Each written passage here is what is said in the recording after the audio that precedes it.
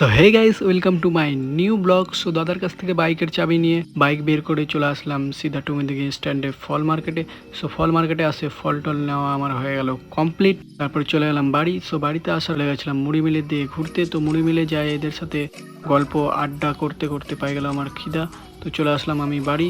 So বাড়িতে আসার পরে দেখি যে আর্টিস্টম্যান আর্ট করতে লেগেছে। আমরা এদিকে দুজন মিলে খুব মজা করে নিলাম খাওয়া দাওয়া করে সন্ধ্যার দিকে বেরিয়ে পড়েছিলাম একটু টুমির দিকে স্ট্যান্ডে ঘুরতে। তো ঘুরতে ঘুরতে আমরা গাইস চলে আসলাম স্মার্ট পয়েন্টে আসে এদিক ওইদিক ঘোরার পরে নিয়ে নিলাম দুটা আমুল কুল। সো আমুল কুল নেওয়া হয়ে গেল কমপ্লিট। তো খাতে খাতে চলে আসলাম আমরা বাড়ি। সো আজকের মতন এতটুকুই, আর কমেন্টে অবশ্যই জানাও কেমন লাগে। So hey guys, welcome to my new blog. So দাদার কাছ থেকে বাইকের চাবি নিয়ে বাইক বের করে চলে আসলাম সিধা টুমিদিকে স্ট্যান্ডে ফল মার্কেটে। সো ফল মার্কেটে আসে ফল টল নেওয়া আমার হয়ে গেল কমপ্লিট। তারপর চলে গেলাম বাড়ি। সো বাড়িতে আসার লেগেছিলাম মুড়ি মিলের দিয়ে ঘুরতে। তো মুড়ি মিলে যাই এদের সাথে গল্প আড্ডা করতে করতে পাই গেল আমার খিদা। তো চলে আসলাম আমি বাড়ি। সো বাড়িতে আসার পরে দেখি যে আর্টিস্টম্যান আর্ট করতে লেগেছে।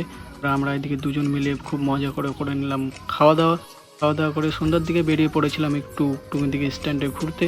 তো ঘুরতে ঘুরতে আমরা গাইস চলে আসলাম স্মার্ট পয়েন্টে আসে এদিক ওইদিক ঘোরার পরে নিয়ে নিলাম দুটা আমুল কুল। সো আমুল কুল নেওয়া হয়ে গেল কমপ্লিট। তো খাতে খাতে চলে আসলাম আমরা বাড়ি। সো আজকের মতন এতটুকুই, আর কমেন্টে অবশ্যই জানাও কেমন লাগে।